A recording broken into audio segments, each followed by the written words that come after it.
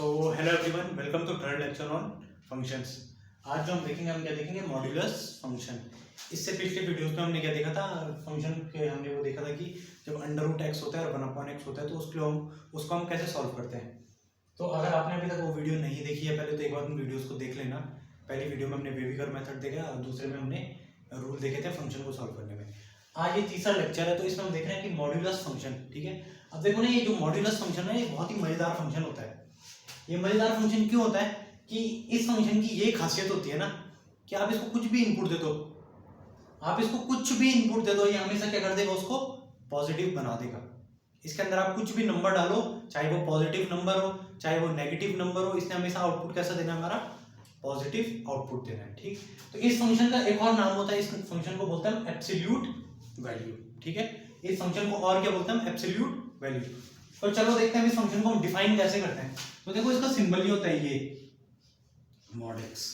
ठीक है, दो सीधे डंडे और उसके अंदर मैं एक्स लिख दूं तो इसको कैसे पढ़ता हूं, मॉड एक्स। ठीक है, अब देखो, अगर मॉड एक्स है जो ना मेरा, अगर इसकी डेफिनेशन की बात करूं मैं कि अगर मॉड एक्स को डिफाइन होना है तो उसके लिए कंडीशन होती है। वो कंडीशन क्या होती है कि एक बार तो एक्स शुड बी, जो एक्स लेंगे हम, should be mod x equal to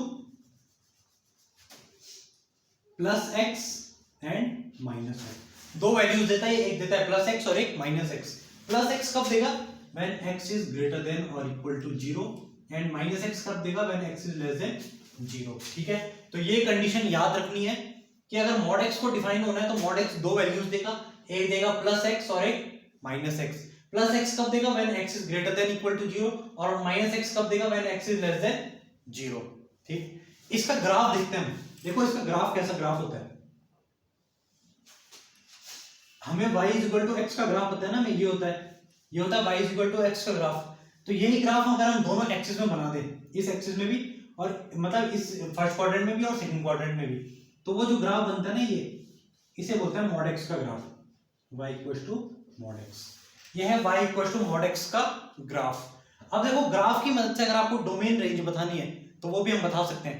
graph में आप देखो, लेफ्ट मोस्ट पॉइंट ये कहां तक जा रहा है, ये जा रहा है इंफिनिटी तक, माइनस इंफिनिटी तक।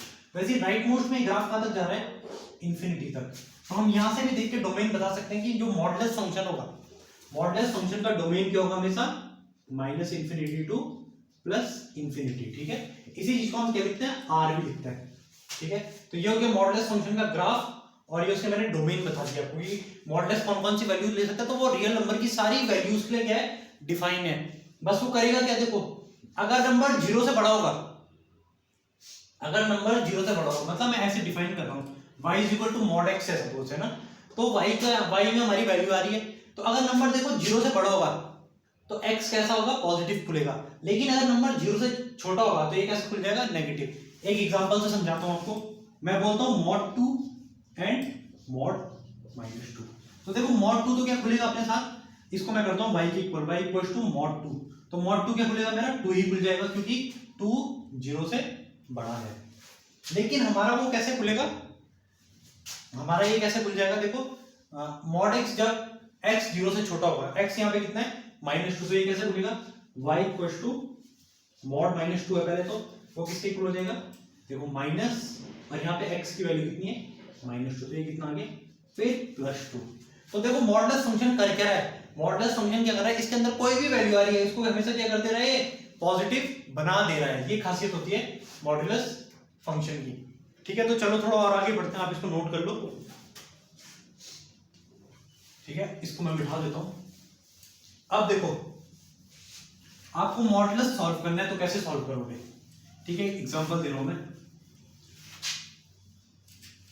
कि क्वेश्चन है ये, या मॉडुलस को हम डिफाइन कर रहे हैं जो ना, तो उसमें है कि आपको ये मिल गया, suppose mod x plus 7 equal to 3, mod x plus 7 equal to 3 मिल गया मुझे। तो इसको सॉल्व कैसे करना है, तो देखो सॉल्व करना बहुत आसान है। हमने क्या करना है, एक बार हमने लेना है x प्लस 7 इक्वल टू +3, और एक बार x प्लस 7 इक्वल टू -3। तो x प्लस 7 इक्वल टू 3, तो यहाँ से x कितना आ जाएगा, 3 - 7 -4, और यहां से सॉल्व करोगे तो x प्लस 7, तो x कितना आ जाएगा, -10। ठीक, ये कितना आ गया, -10। अब एक चीज देखो, इस वैल्यू में डालो, अगर इस क्वेश्चन में आप -4 डालोगे तो कितना आएगा, -4 + 7 कितना है 3, मॉड 3 कितना होगा 3। इस क्वेश्चन में -10 डालो, -10 + 7 कितना आएगा -3 कितना होता है मॉड में +3, ठीक है। तो ये हो गया मॉड, कुल मिला के समझ, मतलब कुल मिला के क्या है, मॉड x इक्वल टू अगर a लिखा हुआ है तो x क्या आएगा मेरा, एक बार +a और एक बार -a, ठीक है। अब देखो ये कॉन्सेप्ट कहाँ यूज होता है, ये कॉन्सेप्ट होता है स्ट्रेट लाइन में, जब मैं स्लोप निकालता हूँ, जब मुझे दो लाइंस की स्लोप पता है और उसके बीच में अगर मुझे एंगल फाइंड करना है, ठीक है, तो तब मैं ये कॉन्सेप्ट यूज करता हूँ मॉडुलस का। तो वो तो हम बाद में देखेंगे जब हम स्ट्रेट लाइन पढ़ेंगे, लेकिन अभी हम मॉडुलस में फोकस करते हैं। अब थोड़ा और आगे चलते हैं। देखो ये तो गई मॉडुलस इक्वालिटी की बात। इसमें एक क्वेश्चन और देखता हूँ मैं आपके साथ। क्वेश्चन देखो, ये क्वेश्चन भी क्या एक ये है कि अगर अब देखो ये क्वेश्चन है, सपोज ये आपको सॉल्व करना है कि मॉड x + 7 दो मॉड दीजिए, ठीक है, मॉड x + 7 = 5, ठीक है। तो आपको इसको सॉल्व करना है और इसका आंसर बताना है, ठीक है। तो ये कब कब होगा, ठीक, तो आप इसको करना ट्राई और फिर मुझे इसका आंसर बताना। मैं थोड़ी देर में समझाऊंगा इसे कि ये कैसे सॉल्व करना है, जब आगे अभी हम कॉन्सेप्ट देख लेंगे उसके बाद फिर समझाऊंगा मैं ये कैसे सॉल्व करना है, ठीक है। तो चलो अब देखो, तब तक हम देखते हैं कि मॉडुलस इनइक्वालिटीज जो हमारा टॉपिक है कि मॉडुलस इनइक्वालिटीज क्या होती है, ठीक। मॉडुलस इनइक्वालिटी से हमारा क्वेश्चन आता है। अब अगर देखो सभी कभी तुम्हें ये मिल जाए मॉड x a और अब मुझे ये सॉल्व करना है कि मॉड x a मिल गया या <= मिल गया, तो कैसे सॉल्व करूंगा मैं, मॉड x <= a। तो इसको मैं एग्जांपल से समझाता हूं। अगर मैं तुमसे देखो ये देखो एक नंबर लाइन है, यहाँ पे 0 आ गया, यहाँ पे 1 2 3 4 5 6 7 है ना 8, बहुत सारे नंबर ले लिए मैंने, ये माइनस में आएंगे, सॉरी ये गलत लिख दिया मैंने, -1 -2 -4, बहुत सारे नंबर ले लिए मैंने ना।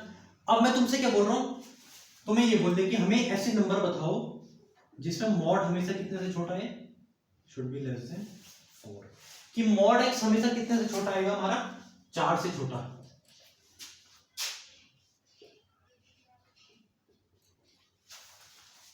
ठीक है। मैं बोल रहा हूँ कि मॉड x हमारा कितना आना चाहिए, हमारा मॉड x कितना आना चाहिए, हमारा 4 से छोटा। तो वो सारे नंबर बताओ जिसका मॉडुलस होगा तो 4 से छोटा आएगा, तो वो नंबर क्या होंगे मेरे, देखो। तो इसमें देखो आप ये 4 पॉइंट को देखो और इस पॉइंट को देखो, है ना। सबसे पहले 4 के आगे कौन सा नंबर है, 5। अगर मैं मॉड 5 लूंगा तो वो कितना आएगा 5। वो 4 से बड़ा है कि छोटा, तो वो तो 4 से बड़ा है, तो यहाँ पे तो कंडीशन फॉल्स हो गई, ठीक। तो मतलब ये वाला रीजन तो मेरा नहीं आएगा। सिमिलरली आप -4 के इधर देखो, -5 देखो, मॉड -5 कितना आएगा, मॉड -5 कितना होगा, वो भी कितना 5।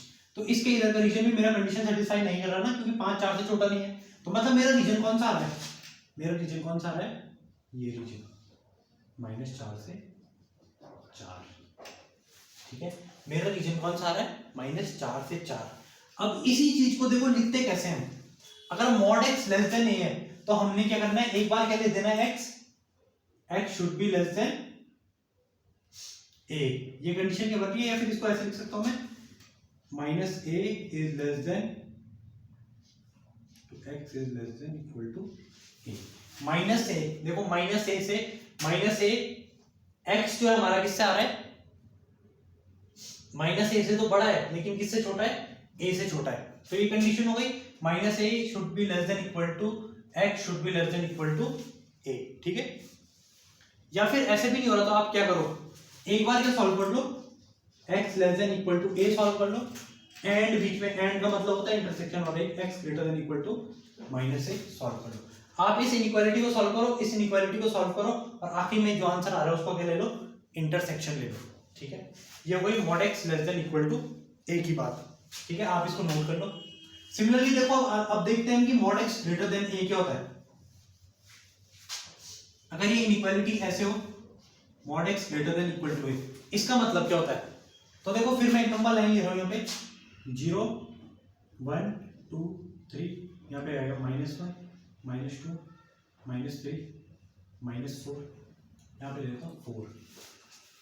अब मुझे किसी ने बोल दिया कि मुझे वो सारे नंबर बताओ जिसका mod should be greater than और इक्वल टू 3, ठीक है। मुझे वो सारे नंबर बताने हैं जिसका मॉड क्या होगा, 3 से बड़ा होगा, ठीक है। तो बताओ मुझे वो कौन से नंबर होंगे। तो 3 से बड़ा क्या होगा देखो, अगर मैं 3 के ये पॉइंट है 3 और ये है -3, अगर मैं 4 लिखूं तो 4 का मॉड कितना आएगा, मॉड 4 कितना आएगा, 4 आएगा, वो 3 से बड़ा है, ठीक है। तो मतलब मेरा ये रीजन आंसर में आएगा। सिमिलरली देखो अगर मैं -4 लिखूं तो मॉड -4 कितना होगा, +4, फिर अगेन मॉड किसी भी नंबर का पॉजिटिव होता है, तो मतलब 4 फिर 3 से बड़ा हो गया, तो यहाँ पे भी कंडीशन सेटिस्फाई हुई। लेकिन कंडीशन देखो यहाँ अंदर देखो -1 देखो, मॉड -1 कितना आएगा 1, वो ग्रेटर देन 3 है तो नहीं है, कंडीशन फॉल्स हो गई, तो ये रीजन नहीं आएगा मेरा। तो यहाँ पे से कुल मिला के देखो मैं क्या कंडीशन निकाल रहा हूँ, कभी भी mod x greater than equal to a लिखा है तो इसका मतलब क्या होता है, x should be greater than equal to a और x should be less than equal to -a, ठीक है। अब और का मतलब क्या होता है यहाँ पे, यूनियन, एंड का मतलब इंटरसेक्शन, और का मतलब यूनियन। अब यूनियन और इंटरसेक्शन कैसे लेना है तो वो हम क्वेश्चन के साथ देखते हैं, जब हम क्वेश्चन करेंगे तो उसके साथ आए होंगे, ठीक है। तो आप इसको नोट कर लो पहले यहाँ तक, फिर मैं आगे समझाता हूँ आपको।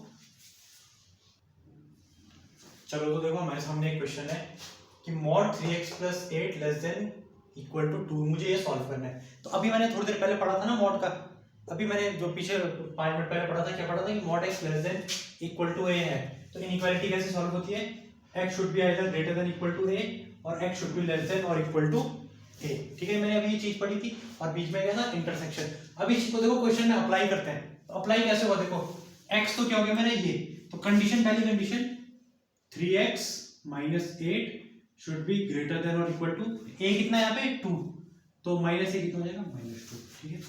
इसको इधर लाओ, यानी 3x 8 -2 कितना होगा -6 should be greater than equal to 0, ठीक है, इतना आगे। अब अगर इसको मैं देखो नंबर लाइन में सॉल्व करता हूँ तो कैसे होगा, यहाँ पे पॉइंट है, यहाँ से x की वैल्यू कितनी आएगी, 2 आएगी, निकल गई 2 आएगी ना, निकल गई। तो यहाँ पे क्या है, ग्रेटर देन इक्वल टू, तो फील्ड सर्कल, और पहला रीजन पॉजिटिव, दूसरा नेगेटिव, वेरी कर्व मेथड से। अब देखो ग्रेटर देन का साइन है तो मेरा आंसर कितना आएगा ये, तो देखो ये तो क्या बोल रहा है, x शुड बिलोंग्स टू 2 से इंफिनिटी, इतना काम कर लिया मैंने, ठीक है। अब दूसरा कंडीशन मुझे क्या सॉल्व करनी है, x less than equal to है, तो मैं यहीं पे सॉल्व करता हूँ, क्या है 3x + 8 should be less than और इक्वल टू 2, 3x + 8 था ना, अच्छा यहाँ पे +8 था यार, इसको ठीक करना पड़ेगा थोड़ा, यहाँ पे प्लस होगा तो +8 -2 कितना हो जाएगा, ये बन जाएगा +10 बनना था इसमें। तो यहाँ पे क्या होगा, यहाँ से वैल्यू आएगी, बस ये चेंज होगा, यहाँ पे 10/3 आ जाएगी, ये -10/3 आएगी ना, निकल के। अब -10/3 आएगी, बाकी तो वही चीज आएगी, ये इक्वल, ये वैल्यू इंक्लूड होगा, यहाँ पे फील्ड सर्कल, पहला रीजन पॉजिटिव, दूसरा नेगेटिव, तो यहाँ पे x बिलोंग्स टू क्या जाएगा, -10/3 से इंफिनिटी, ठीक है। पहला रीजन मेरा क्या, x बिलोंग्स टू -10/3 से इंफिनिटी। अब इसको सॉल्व करते हैं, देखो तो इसको सॉल्व करोगे तो यहाँ से कितना आएगा, 3x + 6 should be less than equal to 0, number line बनाओ, यहाँ से पॉइंट कितना आएगा, -2 आएगा, फिर वही यहाँ पे इक्वल, ये वैल्यू इंक्लूड है तो यहाँ पे फील्ड सर्कल, पहला रीजन पॉजिटिव, दूसरा नेगेटिव, पहला रीजन पॉजिटिव, दूसरा नेगेटिव। अब इसके बाद क्या करना है, देखो पहला रीजन पॉजिटिव, दूसरा नेगेटिव, उसके बाद मुझे क्या लेस देन इक्वल टू, तो मेरा आंसर कहाँ से आएगा, यहाँ से, यानी -इंफिनिटी से -2, ठीक है। इतना काम कर लिया मैंने। अब देखो इतना काम करने के बीच में मैंने इसके बीच में लिखा है एंड, मतलब मुझे फाइनल आंसर अभी लिखना है, इन दोनों को मिला के वो लेना है इंटरसेक्शन। अब इंटरसेक्शन लेने का देखो मैं एक तरीका बताता हूँ आपको, अगर नंबर लाइन से, तो कुछ मत करो, देखो एक नंबर लाइन बनाओ, नंबर लाइन बना दी, उसमें करो ये सारे पॉइंट्स लिखो, तो सबसे इधर क्या आएगा -इंफिनिटी और इधर +इंफिनिटी। अब देखो -10/3 कितना हुआ, -3 पॉइंट समथिंग, तो यहाँ पे आएगा -10/3 और यहाँ पे कितना आएगा -2, इतना काम कर लिया मैंने, चारों पॉइंट्स जो मेरे पे आ रहे हैं मैंने नंबर लाइन में लिख दिए। अब पहले रीजन का आंसर प्लॉट करो, देखो -10/3 से ये इंक्लूड करके और कहां तक, इंफिनिटी तक, तो मतलब पहले रीजन का आंसर तो मेरा ये आ गया, ये वाला, ठीक है।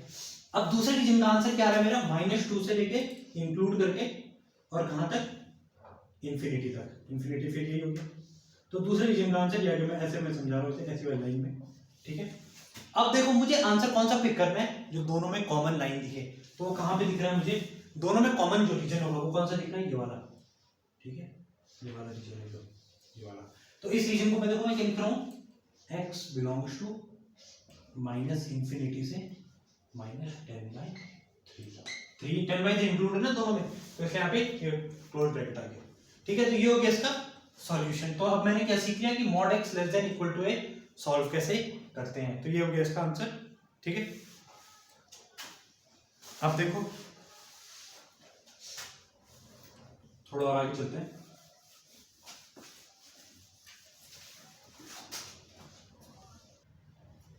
सो नेक्स्ट क्वेश्चन है mod x upon x minus 1 greater then 3।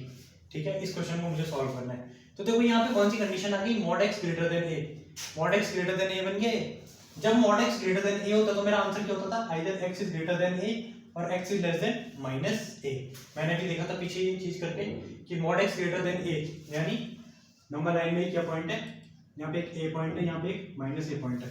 तो जब भी mod x greater then something होता था तो मेरा आंसर कौन सा रीजन आता था, ये वाला और ये वाला, मतलब दोनों में कंडीशन ट्रू होती थी। और यहाँ पे मैं क्या लेता था, और लेता था बीच में, और मतलब यूनियन। तो अब देखो उसी चीज को सॉल्व कैसे करना है।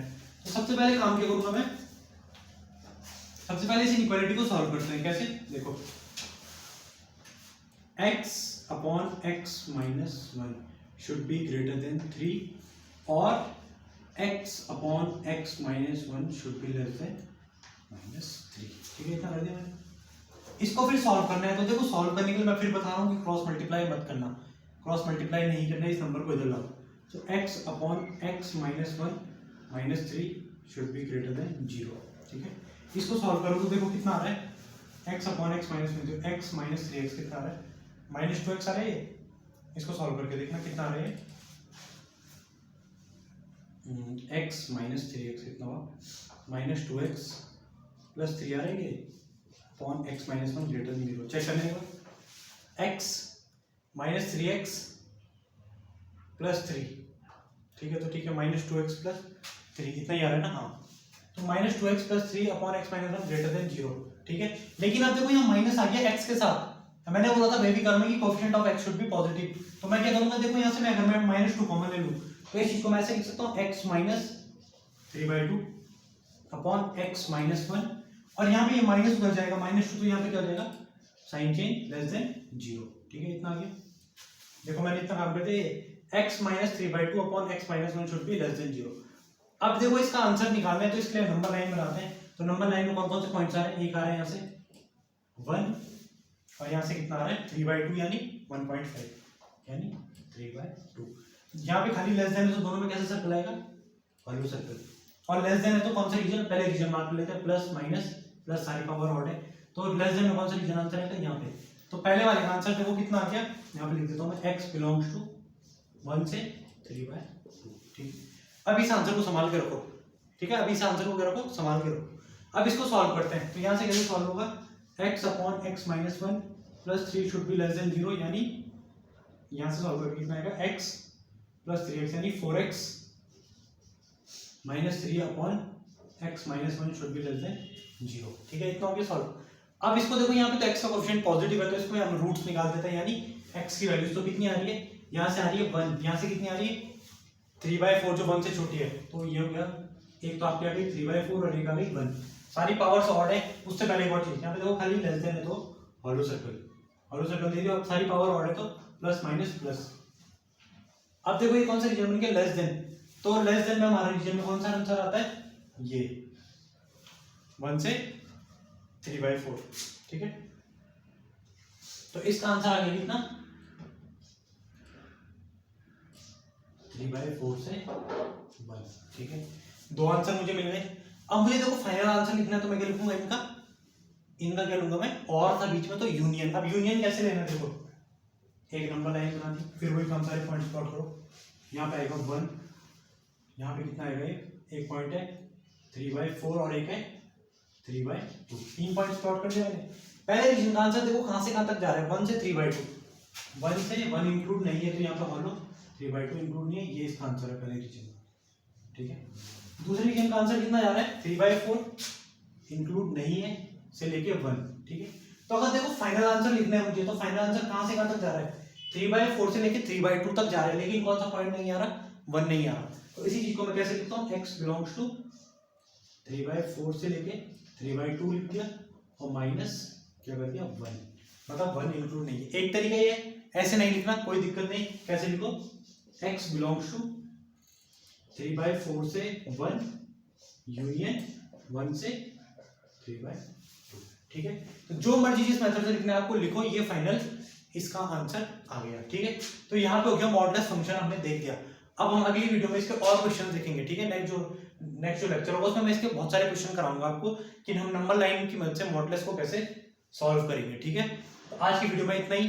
तो यार इस लेक्चर को अगर आपको ये पसंद आए तो इसको सब्सक्राइब करो, शेयर भी करो अपने दोस्तों में जो 11th और 12th में पढ़ रहे हैं, और साथ ही जो जेई की तैयारी भी कर रहे हैं, जो जेई मेंस की तैयारी कर रहे हैं, उनको भी आप ये शेयर करो, उनके भी ये काम आएगा। तो मिलते हैं आपको नेक्स्ट लेक्चर में, तब तक आप पढ़ते रहो।